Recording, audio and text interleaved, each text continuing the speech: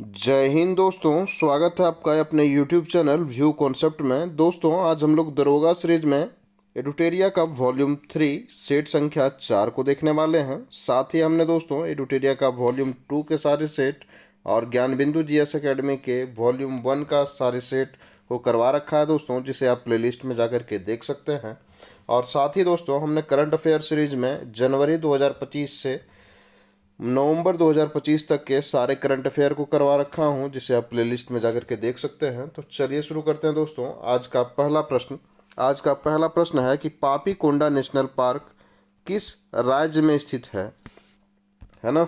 तो इसका सही उत्तर है दोस्तों आंध्र प्रदेश में स्थित है यह पापी कोंडा नेशनल पार्क। और यदि देखा जाए दोस्तों, इन्हें राष्ट्रीय उद्यान का दर्जा 2008 में मिलता है ना। अगला प्रश्न है कि निम्नलिखित में से कौन सुमेलित नहीं है। तो इसका सही उत्तर है दोस्तों कि दुलहस्ती परियोजना जो है झेलम नदी पर अवस्थित नहीं है, यही हमारा सुमेलित नहीं था। बाकी नागार्जुन सागर कृष्णा नदी पर अवस्थित है, पोलावरम जो परियोजना है गोदावरी नदी पर अवस्थित है, इडुक्की परियोजना पेरियार नदी पर अवस्थित है ना। और यह दुलहस्ती परियोजना जो है दोस्तों यह चेनाब नदी पर अवस्थित है ना। और यह जम्मू कश्मीर में स्थित है ना, जम्मू एंड कश्मीर में अवस्थित है। ठीक है। अगला प्रश्न है कि भारत में सर्वाधिक मैंग्रोव वन किस राज्य में स्थित है। तो इसका सही उत्तर है दोस्तों पश्चिम बंगाल। ऑप्शन नंबर 20 का सही उत्तर है।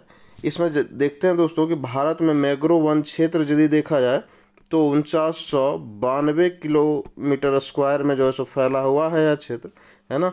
यह रिपोर्ट है किसके आधार पर, भारतीय वन स्थिति रिपोर्ट 2023 के आधार पर जो है सो बताया गया है कि 4992 वर्ग किलोमीटर में मैंग्रोव वन फैला हुआ है ना। अगला प्रश्न है कि निम्नलिखित में से कौन सा कथन सही है, उसके बारे में देखना है ना। तो इसका सही उत्तर है दोस्तों कि सूर्य ग्रहण अमावस्या को होता है, यह बात हमारा सही है।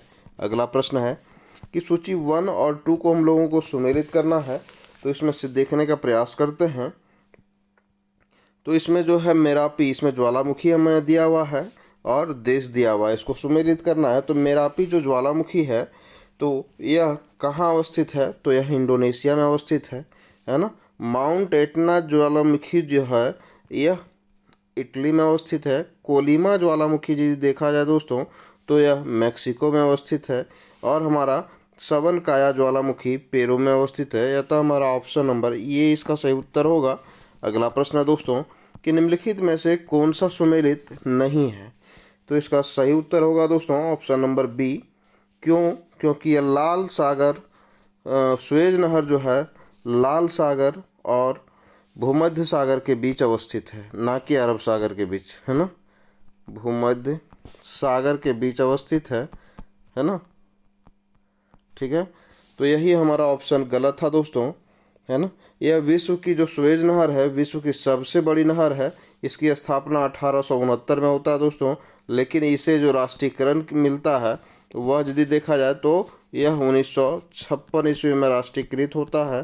ठीक है। इसकी लंबाई यदि देखा जाए तो 168 किलोमीटर लंबा है हमारा सुएज नहर। ठीक है। इस बात को सभी चीज़ों को हम लोग याद रखेंगे दोस्तों। हम लोग एक साथ कई एक फैक्ट को भी ध्यान में रखेंगे ताकि हमारा एक क्वेश्चन के साथ बहुत सारे क्वेश्चन भी 2-4 क्वेश्चन भी एक्स्ट्रा कवर होते चलें। तो अगला प्रश्न है कि निम्नलिखित में से कौन सा सही सुमेलित नहीं है। तो इसका सही उत्तर है दोस्तों आमूर नदी जो है यह चीन और मंगोलिया के मध्य सीमा बनाती है, यही ऑप्शन हमारा सुमेलित नहीं है दोस्तों। यह जो है सो सीमा तो बनाता है दोस्तों, लेकिन यह पूर्वोत्तर जो है सो चीन और रूस के बीच जो है सो सीमा बनाता है, ना कि मंगोलिया के बीच। अतः हमारा ऑप्शन नंबर सी जो कि सुमेलित नहीं था। प्रश्न संख्या 8 को देखने वाले हैं हम लोग। तो प्रश्न संख्या 8 में है दोस्तों कि निम्नलिखित में से कौन सा सुमेलित नहीं है ना। तो इसका सही उत्तर है दोस्तों कैंटरबरी जो है फिनलैंड में दिया हुआ अवस्थित है। यह घास का मैदान दिया हुआ है दोस्तों और संबंधित देश। तो कैंटरबरी जो है हमारा यह फिनलैंड में नहीं है दोस्तों, यह न्यूजीलैंड में है ना। यह न्यूजीलैंड के घास का मैदान है कैंटरबरी। ठीक है। तो इस बात को हम लोग ध्यान में रखेंगे। अगला प्रश्न है कि संविधान हत्या दिवस प्रति वर्ष जो है सो किस तिथि को मनाया जाता है? तो इसका सही उत्तर है 25 जून। खो खो विश्व कप जो 2025 के ब्रांड एम्बेसडर किसे बनाया गया था? तो इसका सही उत्तर है सलमान खान को, ऑप्शन नंबर बी। अगला प्रश्न है कि बिहार विधानसभा जो चुनाव 2025 है में कुल कितना प्रतिशत मतदान हुआ है ना? इसमें हम लोगों ने भी भाग लिया था दोस्तों, तो इसमें से मतदान हुआ 65.08%, ऑप्शन नंबर बी। अगला प्रश्न है कि भारत सरकार ने मलेरिया को पूर्ण रूपेण उन्मूलन का लक्ष्य कब तक रखा है? तो इसका सही उत्तर है दोस्तों 2030 तक। ठीक है, अगले प्रश्न पे चलते हैं हम लोग कि साहित्य अकादमी युवा पुरस्कार 2025 किसको नहीं दिया गया है ना? किसको नहीं दिया गया है? तो इसका सही उत्तर देखते हैं। साहित्य अकादमी युवा पुरस्कार 2025 23 युवा लेखकों को दिया गया है दोस्तों। कितने? 23। ठीक है, तो इसमें से अद्वैत कटोरी को दिया गया है, पार्वती तिर्की को दिया गया है, गगन गिल को नहीं दिया गया है और नेहा रुआब को भी दिया गया है। ठीक है, तो यह तो हमारा गगन गिल को नहीं दिया गया, ऑप्शन नंबर सी इसका सही उत्तर है।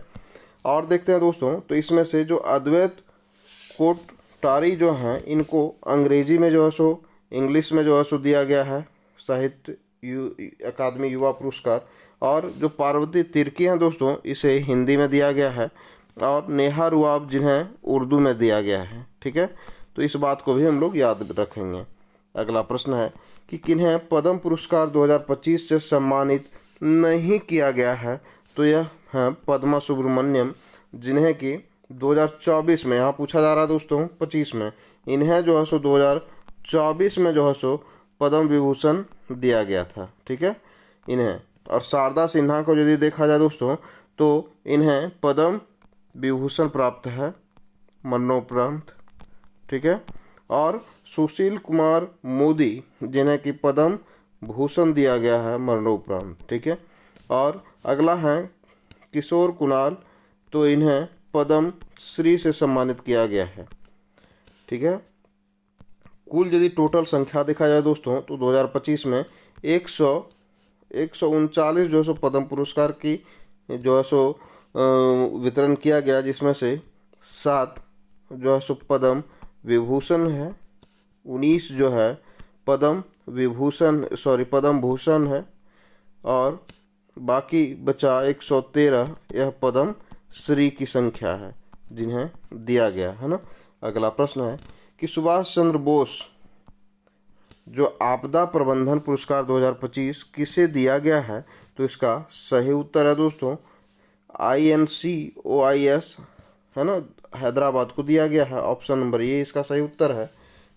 अगला प्रश्न है कि भारत की पहली घरेलू जीन थेरेपी CAR-T जिसे कि सेल थेरेपी जो है सो कि किस बीमारी के इलाज में प्रयुक्त होगा? तो इसका सही उत्तर है दोस्तों कैंसर के इलाज में प्रयुक्त होगा CAR-T सेल थेरेपी। ठीक है, अगला प्रश्न है कि RBI के नए जो डिप्टी गवर्नर हैं वह कौन नियुक्त हुए हैं? तो इसका सही उत्तर है दोस्तों option number A Shirish Chandra Murmu, option number A. अगला प्रश्न है, प्रश्न संख्या हम लोग 18 पे चलते हैं।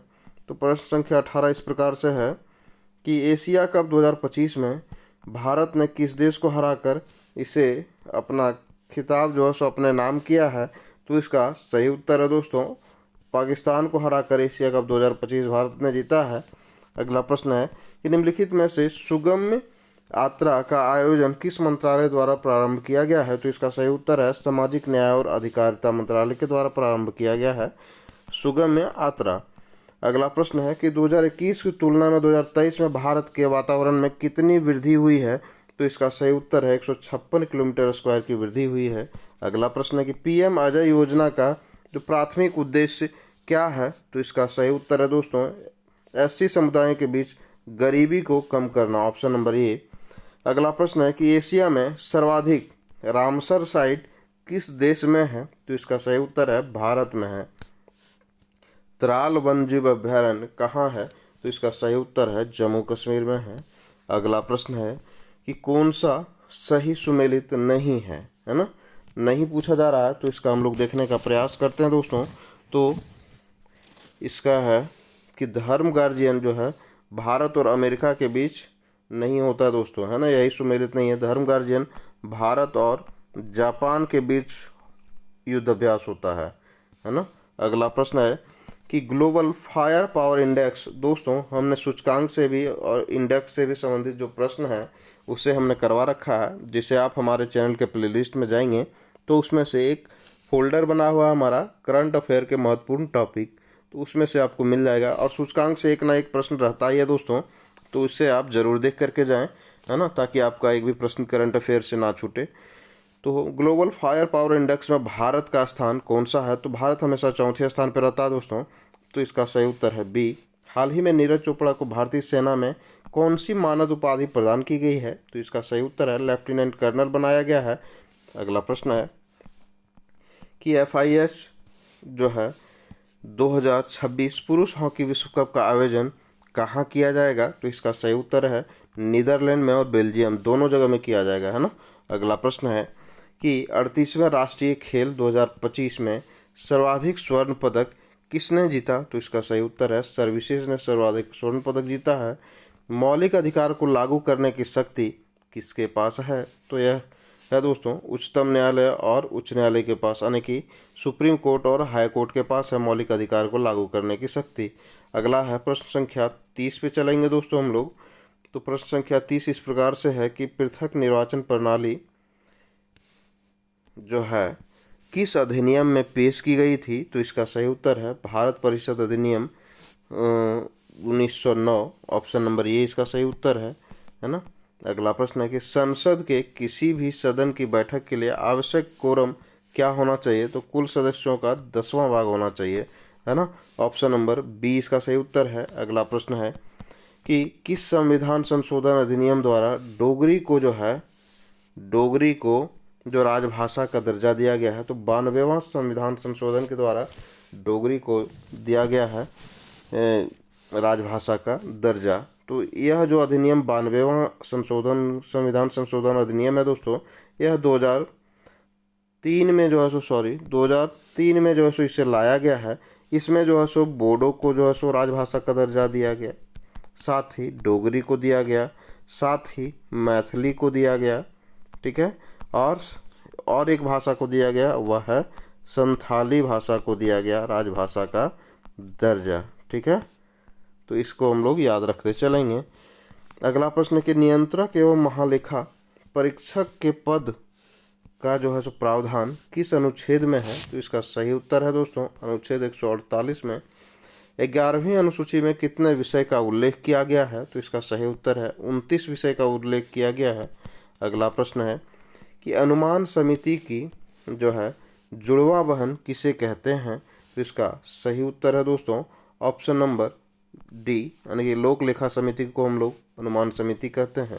विश्व का प्रथम लिखित संविधान किस देश का है? तो इसका सही उत्तर है संयुक्त राज्य अमेरिका का है। अगला प्रश्न है गलत मिलान का चयन करना है दोस्तों। तो इसमें हिंदी दिवस 10 जनवरी को मनाया जाता है, विश्व पृथ्वी दिवस 22 अप्रैल को मनाया जाता है, विश्व ओजोन दिवस 16 नवंबर को नहीं मनाया जाता है दोस्तों, या तो हमारा यही सुमेलित नहीं था, ठीक है। या 16 नवंबर नहीं दोस्तों, 16 सितंबर को मनाया जाता है, ठीक है, सितंबर को मनाया जाता है। अगला प्रश्न है सोरा किस देश के संसद का नाम है? तो इसका सही उत्तर है अफगानिस्तान के संसद का नाम है। चार मीनार का निर्माण किसने करवाया था? तो इसका सही उत्तर है कुली कुतुब शाह ने। अगला प्रश्न है कि किसके समाधि स्थल को किसान घाट कहा जाता है ना। तो इसका सही उत्तर है दोस्तों चौधरी चरण सिंह के समाधि स्थल को कहा जाता है किसान घाट। और जो राष्ट्रीय खेल दिवस हॉकी के जादूगर मेजर ध्यानचंद के जन्म दिवस पर मनाया जाता है, वह मनाया जाता है 29 अगस्त को। इन्हीं के जन्म दिवस पर खेल दिवस मनाया जाता है 29 अगस्त को। अगला प्रश्न है दोस्तों कि द गोल्डन थ्रेशोल्ड नामक पुस्तक किसके द्वारा लिखी गई है? तो इसका सही उत्तर है सरोजनी नायडू के द्वारा लिखा गया पुस्तक है। अगला प्रश्न है प्रश्न संख्या 44 पे चलते हैं हम लोग। तो इसमें से है दोस्तों कि खेल एवं खिलाड़ियों की संख्या दी हुई है और कौन सा युग्म सुमेलित नहीं है। तो कबड्डी में 7 प्लेयर होता है, खो खो में 9 प्लेयर होता है, बेसबॉल में 7 प्लेयर होता है ना, सॉरी, हम लोग बेसबॉल में नहीं दोस्तों, वाटर पोलो में 7 प्लेयर होता है, ठीक है ना। अतः हमारा बेसबॉल जो है सो ऑप्शन हमारा, बेसबॉल में 7 प्लेयर दिया गया है, यही ऑप्शन हमारा सुमेलित नहीं है, इसमें 9 प्लेयर होता है दोस्तों, ठीक है। अगला प्रश्न है, पेरिस किस नदी के किनारे बसा है? तो इसका सही उत्तर है सीन नदी के किनारे। और लंदन को देखा जाए दोस्तों तो यह टेम्स नदी के किनारे अवस्थित है। कौन सा शहर? तो लंदन, ठीक है।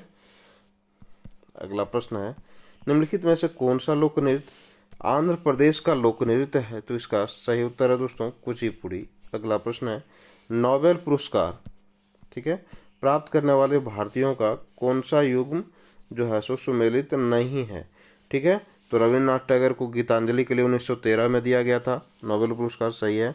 कैलाश सत्यार्थी को सामाजिक सेवा के लिए, है ना, बचपन बचाओ आंदोलन के लिए 2014 में नोबेल पुरस्कार मिला। सीवी रमन को भौतिकी में जो है सो 1930 में नोबेल पुरस्कार मिला।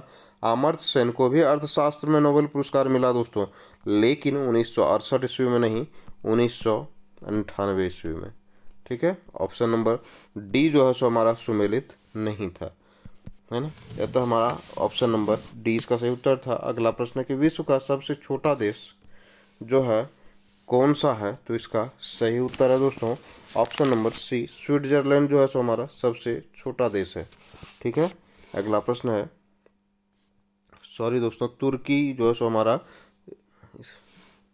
सॉरी हम लोग टिक किए थे किसी दूसरे प्रश्न को और हम लोग दूसरे प्रश्न के ऑप्शन को देख रहे थे। तो विश्व का सबसे छोटा देश, जो कि सभी लोगों को पता है कि वेटिकन सिटी है ना। यूरोप का मरीज किसे कहते हैं? तो यूरोप का मरीज हम लोग तुर्की को कहते हैं दोस्तों। अगला प्रश्न कि निम्नलिखित में से कौन सा सामाजिक सुधार जो है सो भारत में विलियम बेंटिक के द्वारा शुरू नहीं किया गया था? तो वह है दोस्तों ऑप्शन नंबर सी, कन्या भ्रूण हत्या को बढ़ावा देना। यह विलियम बेंटिक ने नहीं शुरू किया था, ठीक है, और किसी भी शासक ने यह शुरू नहीं किया था। ऑप्शन नंबर सी इसका सही उत्तर है। निजाम उल मुल्क आसफ जा के संदर्भ में निम्नलिखित में से कौन सा कथन सही नहीं है? तो है कि इसने केंद्रीय मुगल सत्ता से अपनी स्वतंत्रता की खुलेआम घोषणा की थी, यह सुमेलित नहीं है। अगला प्रश्न है कि सहायक संधि प्रथा जो है या प्रणाली जो है के संबंध में कौन सा कथन असत्य है यानी कि गलत है? तो इसका सही उत्तर है दोस्तों कि सहायक संधि जो है कि मैसूर के टीपू सुल्तान ने सहायक संधि के तहत सेना खर्च के लिए अपने जो है सो राज्य का एक भाग कंपनी को दे दिया था, यह बात सही नहीं है। अगला प्रश्न है कि 1859 के नील विद्रोह के बारे में कौन सा कथन सही है? तो 1859 में हुआ था हमारा कौन सा? नील विद्रोह। तो इसके बारे में कौन सा कथन सही है? तो बंगाल के बुद्धिजीवियों ने इसे बढ़ावा दिया था नील विद्रोह को, अतः हमारा ऑप्शन नंबर सी सही है। अगला प्रश्न है, प्रश्न संख्या 53 पे चलते हैं हम लोग। तो प्रश्न संख्या 53 है कि निम्नलिखित युग्मों में से कौन सा सुमेलित नहीं है ना। तो अगला इसमें से देखते हैं, तो हमारा लॉर्ड कैनिंग भारतीय शिक्षा का कार्यवृत्त जो है सो शुरू किए थे, तो यह हमारा लॉर्ड कैनिंग ने नहीं शुरू किया था। ऑप्शन नंबर डी इसका सही उत्तर है। हम लोग वुड डिस्पैच की चर्चा करते हैं शिक्षा की बात में दोस्तों, तो वह लॉर्ड डलहौजी के समय में आया था, ठीक है, ना कि लॉर्ड कैनिंग के समय में।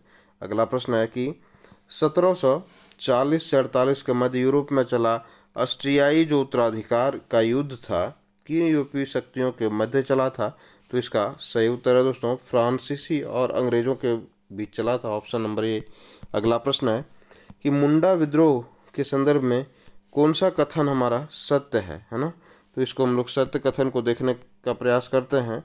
तो इसमें से देखते हैं कि 1895 में बिरसा मुंडा ने अपने अनुयायियों से अपने गौरवशाली अतीत को पुनः प्राप्त करने का आग्रह किया था, तो यह बात सही है।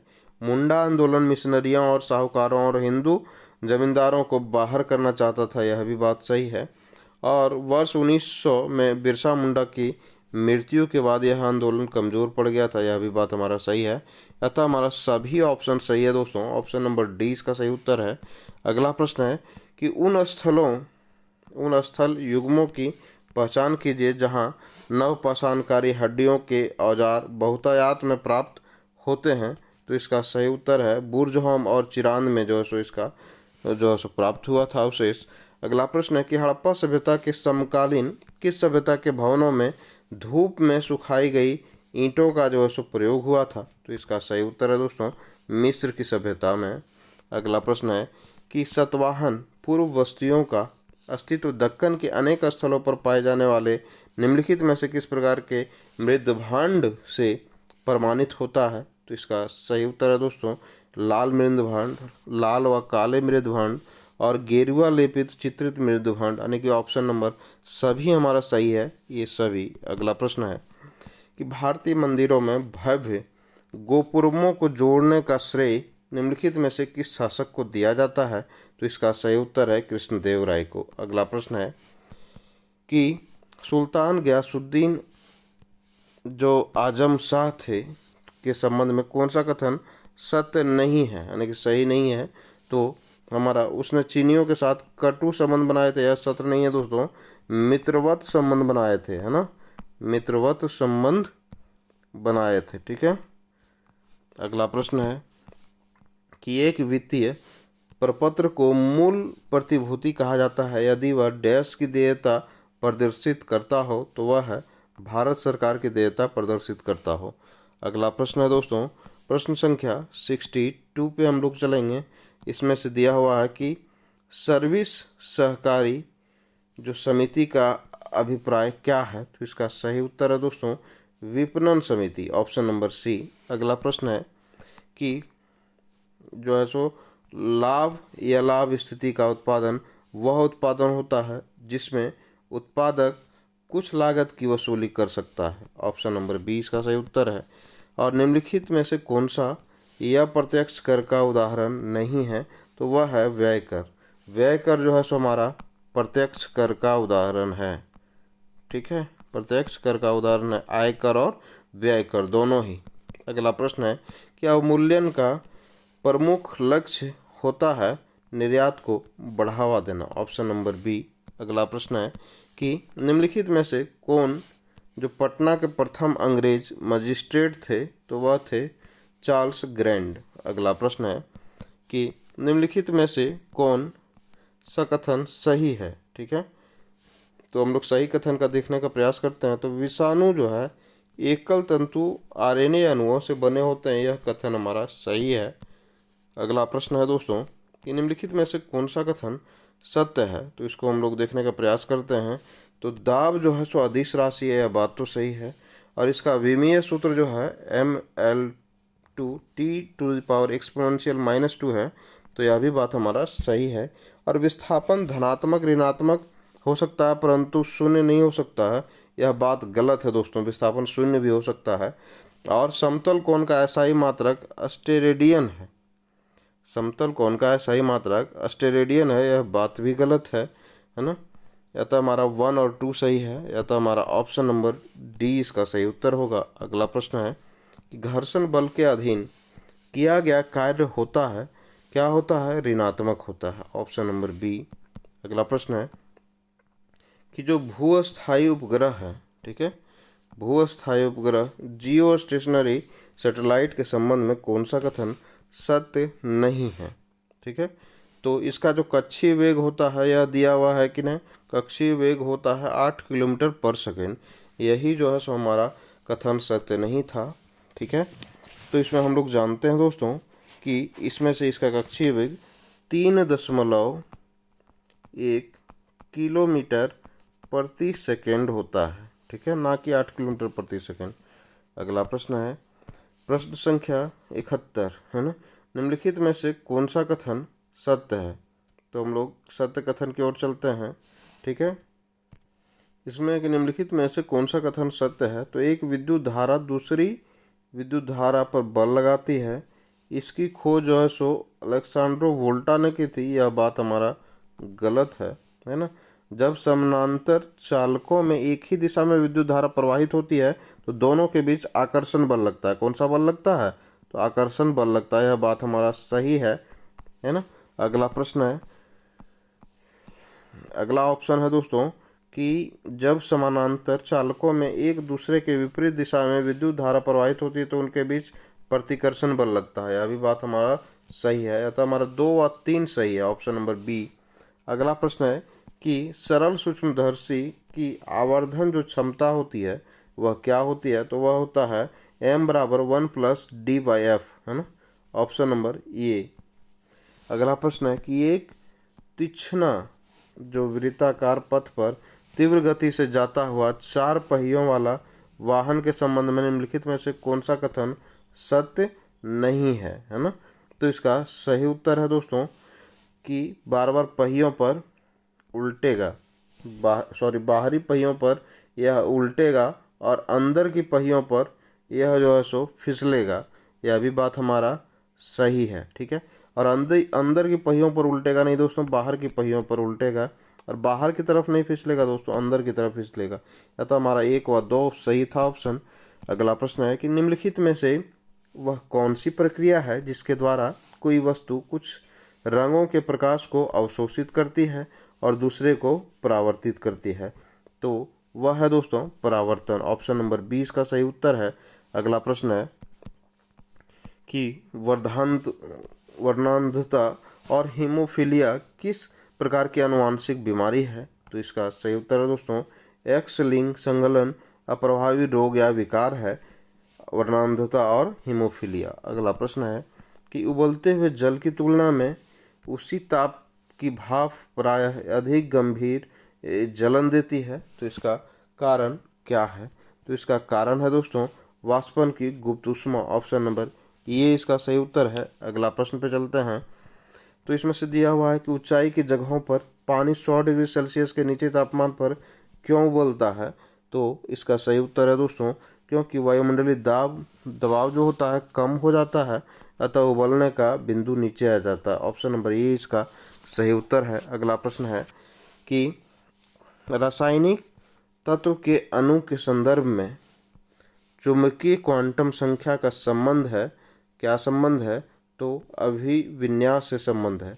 अगला प्रश्न है कि सही कथन का चयन करना है।